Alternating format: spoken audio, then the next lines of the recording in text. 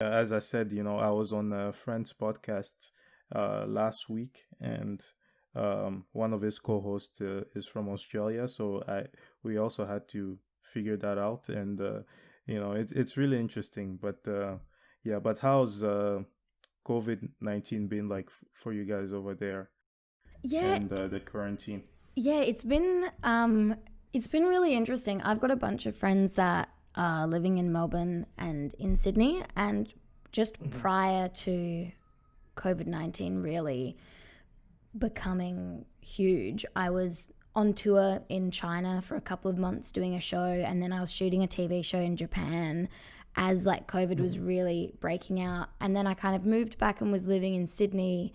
And then the worse COVID got, the quicker I was to catch a plane back to Adelaide, which is just a beautiful pocket of the world, but has really been untouched by COVID 19. I mean, we had like a Hmm. couple of weeks of isolation at the very beginning, but things for the most part have returned back to somewhat normal. I think the tricky thing is that obviously, like, the arts have been so heavily hit, and so has hospitality and just all kinds of live forms of connection. So we're certainly hanging out for that to come back, but just trying not to be too complacent. Hmm. And how's the like how are the restrictions in Adelaide? Are they really hard, stringent, or um they're pretty loose? They're very loose. I mean, I'm fairly sure like Christmas gatherings are limited to 50 people. Don't quote me on that, but Oh, really things are wow. are fairly loose because for the most part, if you've traveled at all, you go automatically into quarantining. Actually, no, everyone goes Mhm. into quarantining, and we had a big outbreak in Melbourne, which kind of the Mhm. whole country really watched and learnt from. And Mhm. I mean, that was obviously super awful with so many flaws in the system that just really wreaked havoc. But for the most part, our restrictions are pretty loose, and people can kind of, lots of hand washing and hand sanitizing, and small Mhm. cafes are capped at a number of people. But we're certainly very lucky here that we are not experiencing, what people in the US are and the UK are, where there's just so many more people and COVID 19 is really full on. For Yeah, sure. like And even cause my favorite Formula One driver, Daniel Ricciardo's from Australia. Some of my favorite soccer players are also from Australia. So I've seen the country through like their socials and whatever. I'm like, this country is like it's small, but it's also so beautiful. I'm like, yo, there's not another place in the world I could imagine where I would want to spend my quarantine than in Yeah. Australia. For sure, for sure. I mean, we were in like quarantine and sort of not really like, obviously you can't go out and party and stuff, which is fine for me. I've flourished. Like, I've loved the fact that I haven't had to go to social things. I can just do my own stuff Hmm. at my own house. I don't have to have people over. But yeah, you can. The beautiful thing about Adelaide in particular is within 20 minutes you can be at a beach or up in the hills or in the city. It's a really beautiful place. And the rest of Australia give South Australia a bit of crap, which I think is so unfair because it's such a lovely, like, it's a Hmm. great spot. I would not want to quarantine anywhere else. So yeah, get yourself down here when you can. Hmm. It's a great place.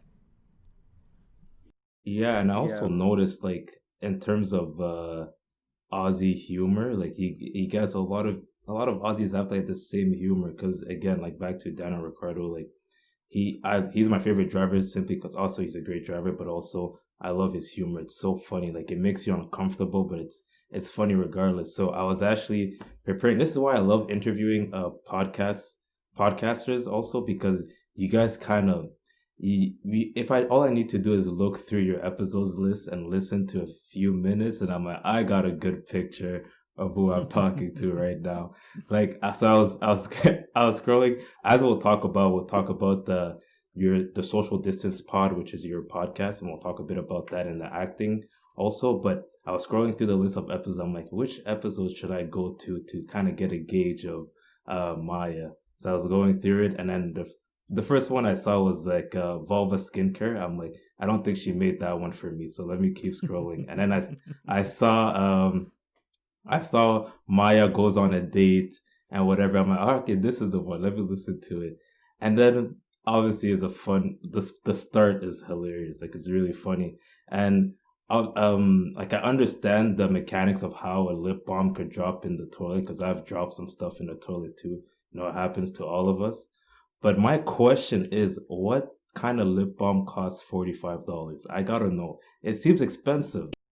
It was so, I'm not over that. And this is an uncanny timing because last night I put a thing on actually, I think it was on my close friends on Instagram. So you probably haven't seen it, but that makes me sound like I'm like this exclusive influencer, which I absolutely am not. But it was merely because I'm so embarrassed. I smashed an $85 bottle of skincare all across the tiles and up the side of my toilet bowl last night. And like the skincare is like dark black. And I was like, okay, this will come off with water. It has not. It looks like a squid has been assassinated in my toilet. And I was so upset. I don't know what I was more upset about. Probably the fact that I just wasted $85 on brand new skincare and now it's literally all across my toilet. But the Oh my goodness. lip balm was by this brand, I can't remember, Soul something. It's a US brand and it's like this sort of very like Brazilian scent, and you're 100% buying it because it's in ridiculous packaging and it smells so good. It does not much for you, but I was so sad. I was so sad to lose that to the toilet. That's what I was wondering. I'm like, is it so it would be 45. What's the local currency in Australia? What do you guys use? So, oh, it's dollars? Yeah, so it would be like 45 would be like sort of like 30-ish for you. Maybe. Yeah, that's a lot. I think My price points for lip balms do not pass $5.